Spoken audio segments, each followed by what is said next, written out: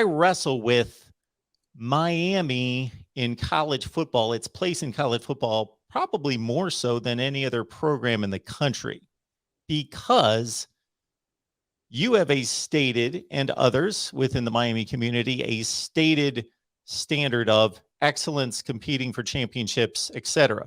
Okay. The only thing keeping us from that is us. Yes, but okay.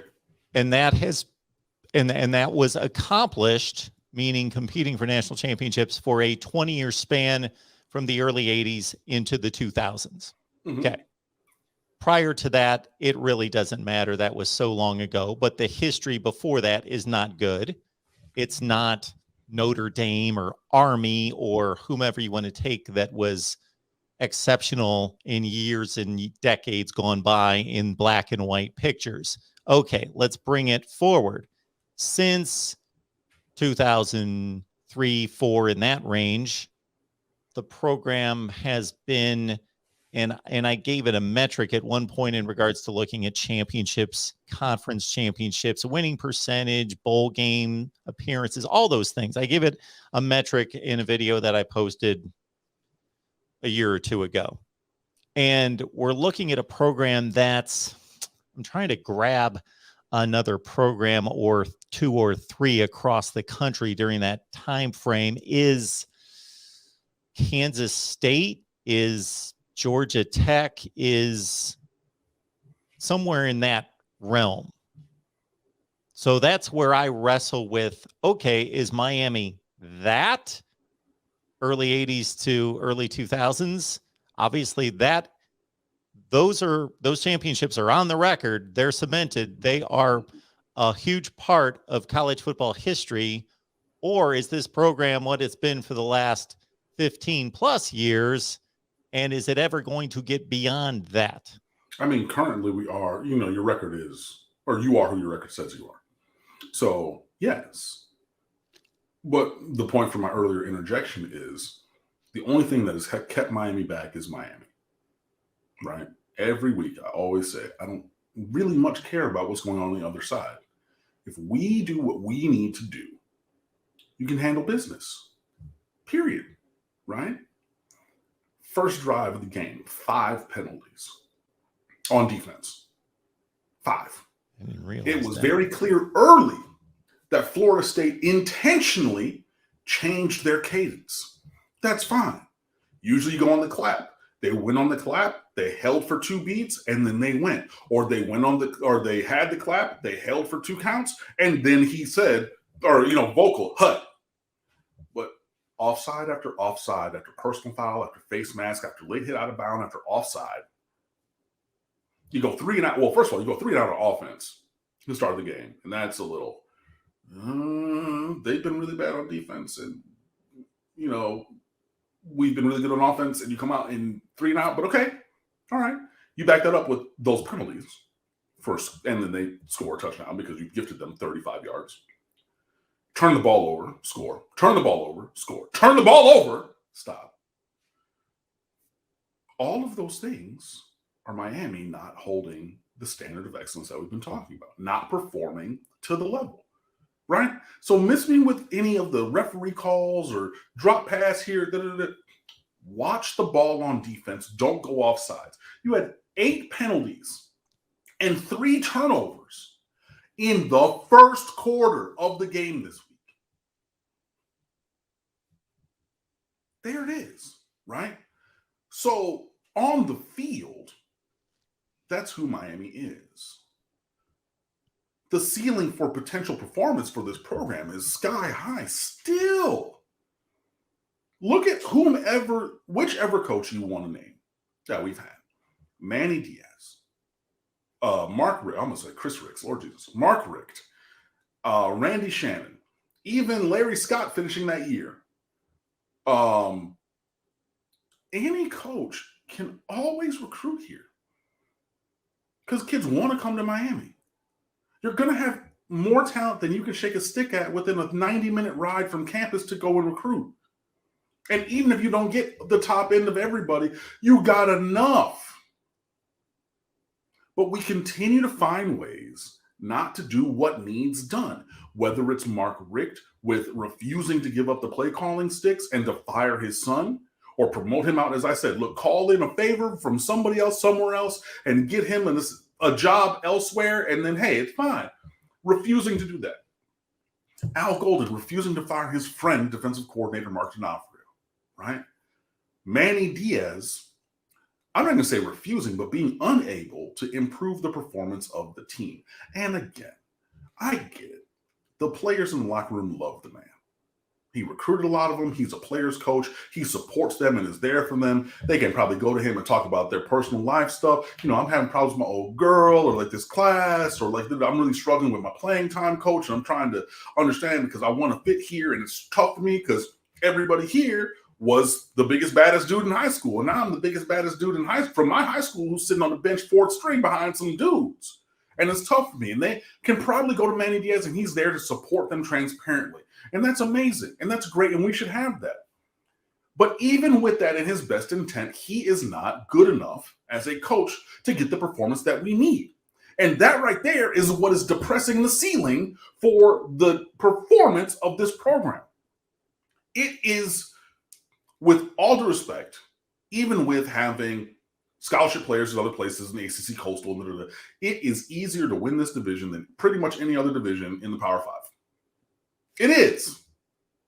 That Miami has been unable to do that does not disprove that point. It just more magnifies the dysfunction of the Hurricanes program.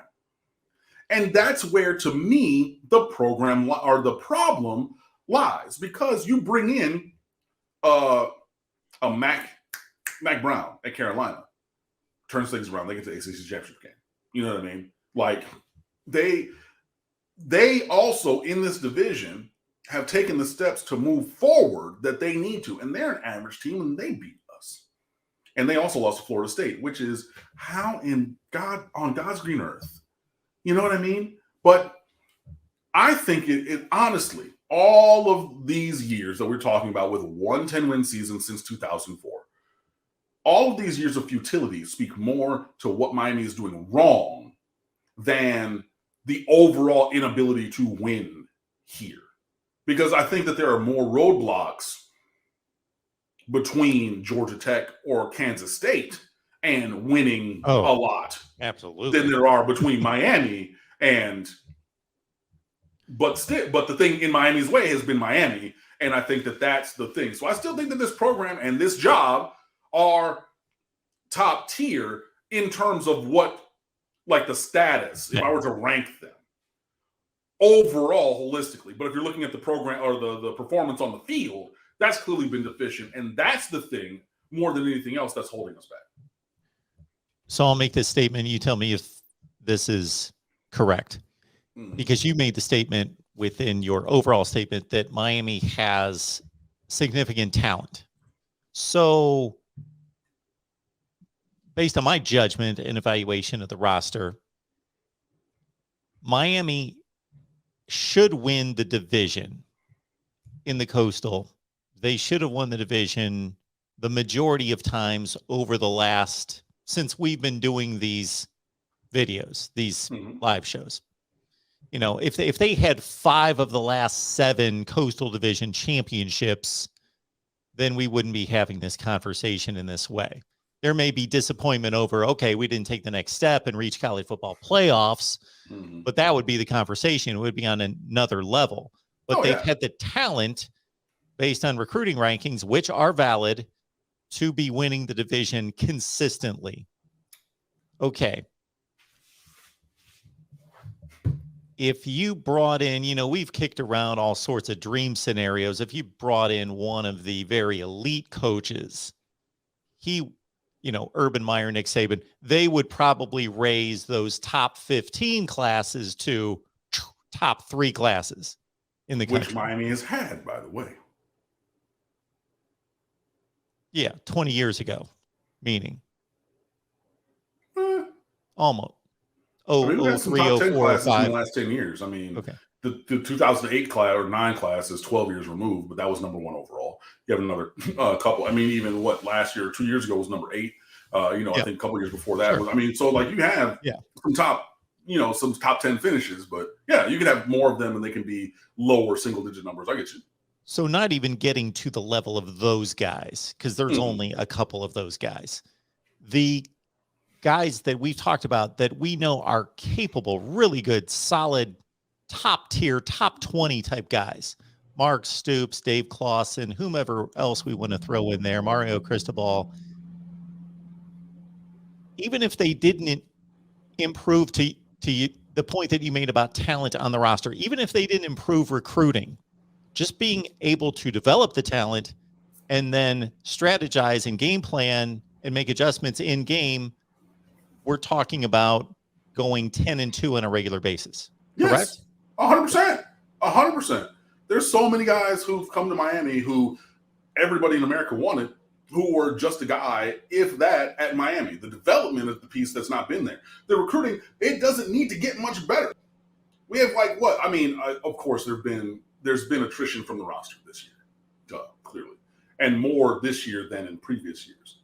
But Miami still has a 61, 62% blue chip ratio, as in, 3 out of every 5 players on scholarship was a 4 or 5 star recruit. Bro, we got plenty of talent. Plenty. That's not ever been in question. Now, that talent has not lived up to that billing. Gervin Hall, he, again, was personally recruited by Nick Saban. He landed the recruiting chopper on the field at Palm Beach Lakes High School. You can go look it up on Twitter. Everybody still has those tweets up with the video and everything of him doing that. So again, if Nick Saban is taking the copter to your school, he really wants you. Gervin Hall was on our roster. That one of those guys. Gervin Hall had a great sophomore season and then nothing. Nothing. Okay?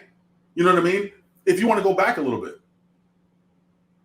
I know him. I've known him for a long time. I still communicate with his mother, who is on social media. But Tracy Howard, 5-star top 15 player. I think he was number 12 overall in his recruiting class in 2012. He didn't have a career in Miami that was 5-star top, borderline almost top 10 player in America. That did not happen. And there's more to go on from there of guys who did not progress when they got to this level. That's a major thing. So no, I don't need somebody to come in and elevate the recruiting. Now look, I will take it and it'll make my life a lot easier, because you got Kirby at Georgia. Mark Richt was getting top 10, top 5, a couple top 3s, number 1 overall. Look at what Georgia recruiting is now. So, hey, if you want to bring somebody in and that is the result, awesome. But that does not need to happen for Miami to be able to win. It doesn't. We need to develop. We need to have, great on-field or great coaching, and on-field performance will come from that. And it's things like the 4th and 14 against Florida State, right? Which Jordan Travis has now, using his NLI abilities, made 4th and 14 t-shirts with the Jordan Travis logo or thing. Hey, get your money. But on my side of the street, you have a quarterback who cannot throw the ball, right? You rush 3. You have a spy standing at 2 yards beyond the line of scrimmage. On 4th in the ball game, Manny Diaz himself stated, we remember 4th and 17 from 2019 against North Carolina, which cost us that ball game. We go over that scenario and those coverages all the time. We know that very well, what to do and how to do it. And then you see the video of them, and all they're running is a simple dagger concept. The number 2 receiver goes vertical. The number 1 has an in-breaking route behind it. It's a real simple pass concept. And you got guys in the secondary, DJ Ivey and Corey Couch, playing what I like to call YMCA zone. Because when I was playing and when I was coaching basketball, when you have young kids and they're learning defense, sometimes you don't want to play man-to-man. So you play zone. And you know what you do when you teach a kid a zone? You walk them onto the court and you say, this is your spot in the zone. And that kid will guard that spot. And that's it. Somebody cuts across. There's somebody 2 steps away. I'm not looking at any cutters. I'm not doing anything else. Coach told me to stay here And so this is my spot in 2-3 YMCA zone. I'm guarding the floor in that spot that I was put in because I'm following the directions to the letter of the law. Not the intent, but exactly what my coach said, because everybody knows, if you have a young kid, and again, I taught for a long time, nobody in the classroom move. But Mr. Underwood, I breathe and my heart beats and it shut up, right? But if you look at 4th and 14, you have DJ Ivy and you have Corey Couch playing YMCA zone. They're guarding whatever section of grass really well while receivers run right by them. And then that is the play that ends up really costing you the ball game. But you've come out and said, we remember when something like this happened to us before. We go over this scenario and these coverages very well, and we execute them in practice all the time. My eyes work. I saw that shit on 4th and 14. And you want to tell me that worked? You want to tell me that we go over this all of the time and that's the performance that we get? Unacceptable. I don't even know how I got there, but I need to get